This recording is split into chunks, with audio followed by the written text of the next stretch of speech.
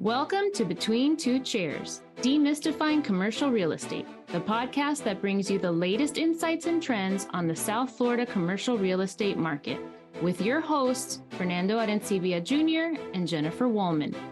In each episode, we dive into the world of commercial real estate and break down complex concepts to make them accessible for everyone.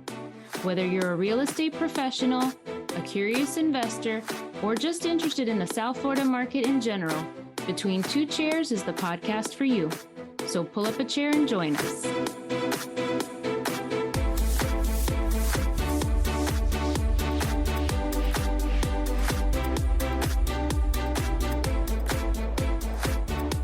I guess we should say welcome back to another episode of Between Two Chairs.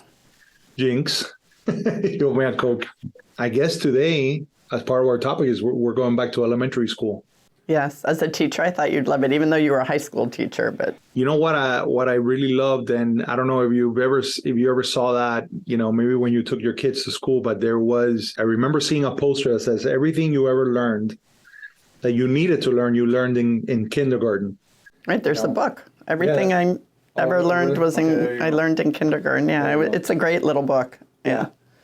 But I think it speaks to the fact that sometimes as we grow older, we overcomplicate things. And I think there's something beautiful and important about simplifying things to its most, important elements.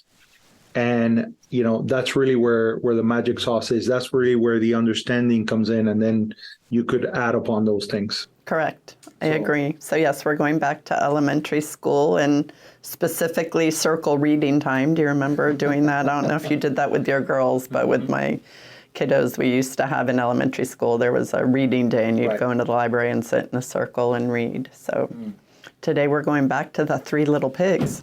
That's right. So the Three Little Pigs, the children's story about the pigs who built their house out of three different materials, straw, sticks, and bricks, and the big bad wolf who blew them away. And I can't remember what we were talking about the other day, but I brought that up and said, the Three Little Pigs is really a real estate story. And of course, what that reminded me is that, so in Miami, we have an economic development group called the Beacon Council. They are terrific. And when I was back in my days teaching in Miami-Dade County Public Schools, they had a program in which they would bring in economics and government teachers into a program. Basically, it was a 1-week summer event. And what they had us work on is basically to teach an economic principle or a higher order thinking principle through the use of, creating our own lesson plan. And, they wanted us to really think outside the box. And I remember reading a book, which I used to read to my kids, even in middle school, it's called The True Story of the Three Little Pigs. And it's basically the perspective of the Three Little Pigs from the point of view of the wolf. It's a really charming story and it's really fun. And you see the different perspective. But the whole idea was that you could do a comparison and contrast between the two stories. Because the whole point of education is to get people to think and to get them to use higher order thinking skills, right? And that's when you get to analysis, and that's when you get to synthesis. You just brought back so many memories when you brought up this idea of doing the Three Little Pigs as a topic for our commercial real estate podcast. Well, and that whole program that you just described and how it gets you to think bigger and analyze and think the bigger picture is so relevant to commercial real estate and probably the Three Little Pigs itself, because even though there are a lot of life lessons in it, in the Three Little Pigs about patience and everything else, as somebody in the real estate business, to me, it was always a construction story, right? So you can take shortcuts and it's a lot cheaper to build a house of straw, a little bit less cheap to build out of sticks. It takes less time to do it. You just kind of weave it together. Whereas with bricks, you have to stack it. You've got the cement. You have to make sure the bricks are equal so that your walls aren't kind of leaning in or out. And given that we live in Florida with hurricanes, to me, BBW, the big bad wolf, is obviously hurricanes. But I think anywhere in the country that you live, you have some kind of crazy weather that you need to build for. here in South Florida, since the south part of Miami-Dade was devastated by Andrew, our building codes after that became some of the strongest and best in the country. And that's also part of our affordability issue, right? By requiring such strict building materials and codes, we have to build with CBS block. I'm dumbfounded when I drive through other parts of the state of Florida and I see massive buildings, whether they're single-family homes or multifamily homes being built out of sticks. I know it's called wood frame technically, but to me it's sticks. I'm like, oh, this does not look good. And a lot of those are in coastal cities. And, over the years, we've seen hurricanes in Panama City Beach wipe out whole cities. And the properties that are left standing tend to be the ones, like the one in Panama City Beach. No, it wasn't Panama City Beach. I think it was Mexico Beach. Up in the Panhandle, it was a house built at a CBS block, right? And I think he probably was a transplant from Miami-Dade County. But so there's a lot to be said about the quality of construction and doing things the right way. And that has led to, especially nowadays where we're having such an issue with insurance throughout the country, not just in South Florida, due to so many climate factors. California has earthquakes, floods, and fires, and we have hurricanes and floods, and other places have floods and tornadoes or winters or whatever. So I think the quality of construction is very important. I think that there are a lot of real estate lessons in what you said. And honestly, until you mentioned it, I never connected how literal of a big bad wolf hurricanes are, because we have, living in South Florida for so long, experienced and seen homes literally be blown away by the wind or destroyed by water. That and that combination of the two is incredibly powerful. And of course, Florida just went through one of its most historic, natural disasters in the West Coast with Hurricane Ian.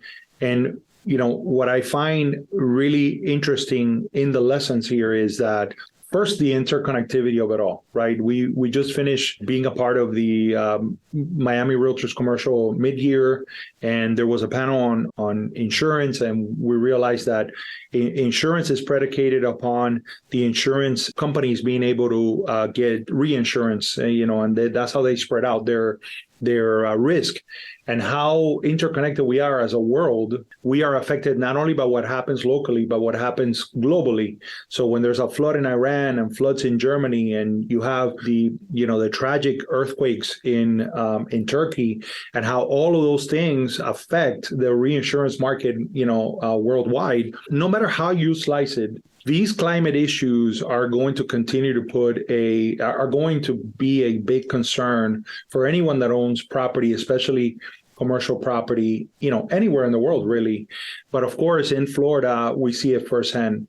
I think part of the lesson that I find really interesting in the story of the Three Little Pigs is the idea of whether you want something to be done quickly and efficiently, or are you looking for something that is done that is going to withstand the test of time. And I think that is also an approach that you hear from different investors. Some investors, they want to put a lipstick on a pig, as they say. They want to just create cosmetic changes that hint as if there were bigger changes to a property when they're updating a property.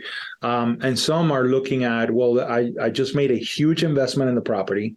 Okay, I'm going to make an additional investment to make sure that there is longevity to what I'm doing. So it's not only in the building, but it's in the renovation, it's in the way they treat all of the changes that they make to the property that they're managing. And I think long-term, undoubtedly, investors that have that long-term view, they sell for a higher price per square foot. They attract better tenants. They're able to increase rents. They're able to really maximize the potential of the property. And then you have investors that do the opposite, and it is to their detriment. They think they're saving money, but long term it becomes prohibitively expensive to maintain the property and to fix it in piecemeal fashion. And I think that part of the issue that everybody is coming to terms with is the quality of your property is incredibly important as you're facing skyrocketing prices of insurance and as you're facing, skyrocketing prices of construction and everything else that is going on. I don't know, in your experience, when you're selling a property that has been renovated extensively, a couple of the discussions that I have with buyers is that buyers want to equate on a one-to-one the amount that was invested in the renovation, right? So they're saying, well, you spend this amount on the renovation, but I'm not really going to be able to get this out of it. One of the things that they miss out on it is the time that is invested in that renovation. And think about those people that put off making capital investments in their property, and then they found themselves in a position where they had to make those capital investments at a time where if they would have done it 3-4 years ago, they would have spent a lot less than they're spending now. Right. In making those capital improvements. Well, just look at, so in Miami-Dade County, we also were one of the few counties in the country that required the 40-year certification. And that's basically where, with few exceptions, every building has to get certified when it's 40 years old, and then every 10 years after that. And that's changing now with the new Florida law, but let's just stick with what it is for now. And basically, if you were a landlord or a property owner and you did basically nothing for those 40 years other than the bare minimum, you're going to have a rude awakening on your 40-year certification when you see the plumbing deficiencies, the electrical deficiencies, and probably structural and everything else that's going to come about. Whereas if you've been properly maintaining it and doing little improvements here and there throughout the 40, you might still get a bill, but it's not going to be as big. And what's also kind of cool, I think, about South Florida is that because of our issue with hurricanes and flooding and everything else, we've formed this resiliency compact between Palm Beach, Broward, and Miami-Dade County, and several municipalities within each of those counties offers grants to people in certain areas. For example, the city of Hollywood, their CRA, their Community Redevelopment Agency, they offer grants to property owners within their district to improve the property. It's really for an aesthetic purpose, but it includes stuff like roofs and structural and impact-resistant windows and doors. And it's a pretty impressive grant. I mean, they give 50% up to $50,000. And they have a hotel one as well. And that hotel one, I think, is like 33% of improvements up to $250,000. So it doesn't sound like a lot of money in the scheme of things when you're looking at, for a hotel, probably several $1 million. But it's something, right? And it's something where they see value in giving that. And then you couple that with either a historical tax credit for redoing some of these improvements that you can get, or what is it, the U.S. Green Building Council, there's a tax credit that you get for green building through the IRS, and that's like $2.50 to $5 per square foot for efficiency improvements. And then for energy storage systems or electrical vehicle charging, you can get like 30% back. So again, if you look at just the cost of something, you might want to build out of straw or sticks. But if you look at the long-term picture, and as we discussed several podcasts ago, or maybe even the last one, that, if you're a commercial real estate investor, most commercial real estate investors are long-term hold. Yeah. So when you do these improvements and don't cut the corners and build your house out of bricks. In the state of Florida, we're going through a shift in how those 40-year recertifications, which are being brought down to 30 years, there's a lot of changes to the way that those inspections are getting done. And as we speak, the state has made changes in this last legislative session to that. It's very important for any commercial property owner to be up to date as to what those changes mean to the way that they're structuring their capital improvements on the building. But I think oftentimes when an investor is looking at making a capital allocation to a building, they're thinking, okay, how much value is that property going to gain? And sometimes what I have found is that the value it goes beyond comparable market analysis that you can make on the property. And I have an example. So I have this client that she is all about not cutting corners. And so she decides to open a restaurant she's a doctor, decides to open a restaurant with her husband. And she buys this piece of property in front of a building that she had built herself for her practice. When she buys this building, she realizes that the building needs a lot of work. Now, she could have cut a ton of corners, but she didn't. She brought it down to the studs. She broke the ground. She broke all the walls. She redid all the plumbing, all the electrical. And to make a long story short, the venture didn't do well as far as the restaurant goes. And then she decides, okay, I'm going to sell the actual real estate. But she wanted 30 to 40% higher than the market was bearing. It was in a market that was very hard to find comparables, right? But not only did she do everything with permits, she had all the plans, she had pictures, she showed all the work, everything that she bought, all the equipment, everything. She had an incredible accounting of it, and she was able to achieve her price. Because for a restaurant, the restaurant that came in there realized just the time and energy to have something that is going to have this level of longevity and the comparability of it, they would have a very hard time finding. And of course, they realized that, based on the fact that they were already an experienced operator, they knew that in 18 months they were going to make their money back, right? Not only that, but if you look at when she did the improvements, right? So right now the cost of everything is so expensive, and this goes into your timing issue. No. So if I find a property that had all of the improvements that today would cost me 20 to maybe 30% more than they did just a couple of years ago, there's your premium right there, right? And then permits. When you said, a leg up. You do. Leg up. And now that is your argument to the market. Your argument to the market is, I already made the renovations for you, right? You don't have to invest the time. Okay, we have a labor shortage and we have skyrocketing prices of construction, which have leveled off in some cases, but the timing is still very long. Even just the permitting has just been incredibly difficult at every level, whether it's the county, the city, any municipality in South Florida is having great delays in permitting. So now, talk about the time value of money. Right. So then that's the argument that you make. I've already done the work for you. You don't have to worry about this for 10, 15 years. And if you allocate a certain amount of money every year to reserves, then you're going to be taken care of by the time you have to replace, the roof. What I love about her story is it gets even better, because then she closes her practice and now she wants to lease her building. She owns her free and clear. She built it herself, right? And we're having a really hard time finding affordable insurance. And the insurance was going to be like $30,000 to cover wind and things like that. And you know what she decides? She decides, I don't need it. I built it myself. I built a bunker. I didn't cut any corners, right? I have a very strong structure. So she insured the liability. She insured certain things, but she's okay not going with that. And that allowed her to be able to actually make a great profit from leasing the building long term, Well, and by not cutting corners, whenever you've said permit several times, and I kind of giggle because so many people in Florida are like, oh, I just don't want to deal with permits. It's such a pain in the neck. They take so long.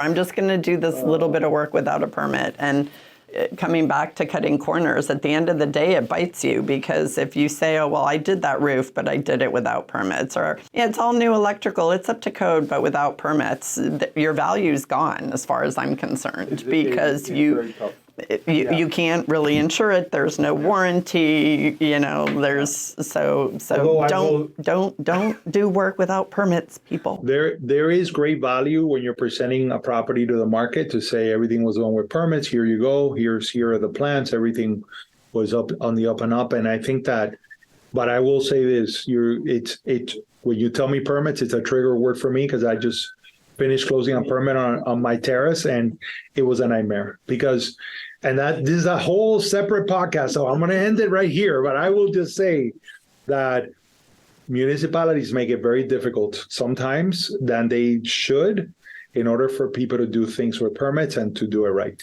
Right, and that's something that we as realtors and with the advocacy that we do have really been working on, because you have to reward good behavior as well as punish bad. You can't just punish bad behavior. But if somebody is going to the effort to do everything right, knowing that it's more expensive to build in Florida, and you want to try to create some sense of affordability, one way to do that, getting back to your time is money thing, is to expedite the permit process. Don't cut corners, but don't make getting a permit, inspecting work for the next process of the permit and to close the permit such a nightmare, right? So those are things that a lot of some municipalities have done a really, really good job on that. I think Hialeah Gardens and Miami Gardens have done exceptional work. And Hialeah. But Miami Gardens, where they have that whole review committee that whenever you want to do construction, you just go in with your plan and you sit together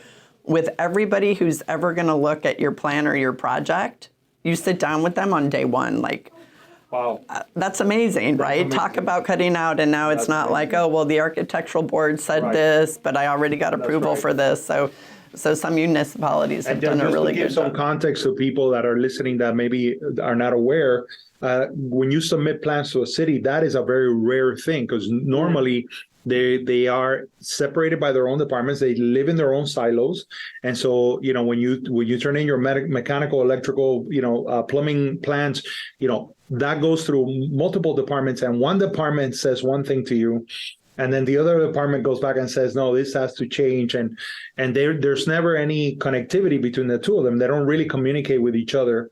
They don't oftentimes look at their own notes, each other's notes, right? And so that's a great thing that Miami Gardens has done, and it's really helped them with some great. They have some great developments going on there. Their whole, their mayor and their city commission have been very, very progressive in doing that, and they've been able to attract some. There's a lot of cool things happening in Miami Gardens, and for old school Miami people, we're talking about Carol City. Yeah. I know people are very proud of Carol City, so I always remind people, yes, that is Carol City. Speaking of Carol City, if I may, I have a stat. So, they're doing a huge development because, last year we had the inaugural Miami F1 Grand Prix in Hard Rock, as opposed Hard to Rock Stadium, not Hard Rock Hotel. Right. It used to be Joe Robbie for all you old real-time Miamians. Joe Robbie Stadium, our football stadium, the Hard Rock. Unlike popular belief, it is not in South Beach. It is in Miami Gardens. What I really love is now they just announced they're redeveloping an entire city block that's going to have hotels, and everything is predicated around, all of the activity that is surrounding the stadium. It's a very active worldwide entertainment venue. But now with F1, they've taken it to another level. So I have a little stat for you, because as many people know, I'm a huge fan of F1. So last year, Miami Grand Prix broke records for both viewership and attendance. They had over 230,000 people attend, and over 2.6 million people viewing the race. At its peak, it was 2.9 million. This year, you have a reduction in the viewers, right, to about 2 million. But even at that number, that makes it last year, that was the number one F1 race in the world as far as viewership and attendance. This year, even though the numbers go down to about 1.95 million, 2.3 million at its peak, it's still the second highest viewed race in F1 history. And our attendance went up to 270,000. So there were 30,000 more people in Hard Rock at watching those prices. The F1 that's race. Crazy. That's crazy. Those were really so expensive tickets. That's one thing about Miami, is really an exceptional place, and I think it is a record. The fact that we have a Major League Baseball team, a major an NFL team. We have an MLS team. We have a hockey team. We have the F1 race. We're going to host soccer World Cup, and so it's great to be Miami, as TK always says, right? Yeah, that's right. That's right. So is it already time for the fun fact? I don't feel like we've been on. So that was yours? That was mine. So mine, along the construction theme that we were going on, is that the Florida Structural Engineers Association awarded a UM PhD grad student, his name is Luca Galli, a civil engineering student at UM, the 2022-2023 Structural Engineering Majors Scholarship. And he was awarded that for a project that he's doing on one of the largest seawall construction projects. And it's super interesting because going back to our point on not cutting corners and sustainability is that they're using a different type of cement. So they're using different building materials than we've historically used. And one of them is ultra high performance concrete. And the other one is glass fiber reinforced polymer, which is similar to rebar, but unlike rebar, it doesn't corrode. So it's not affected by salt water. So I thought those... So there's no spalling, danger of spalling or anything. Wow. Exactly. So I thought those were super interesting coming out of our very own little humble UM. And it's something, again, going to the point of don't cut, be like be like the third little pig, don't cut corners, have a long-term vision, plan for the BBW, and you'll be okay. And then everybody will come move in with you when their properties have looked up. That is so true. That is awesome. Well, that's fantastic. Congratulations. Congratulations, Gali. That's right. Congratulations, Gali. Luca Gali. He's got a great name too. I know. That's awesome. All right, thank you for pulling up a chair and having story time with us. That's right. Going back to kindergarten. I hope your chair was more comfortable than those little ones. I love it. I love it. Next up, Little Red Riding Hood.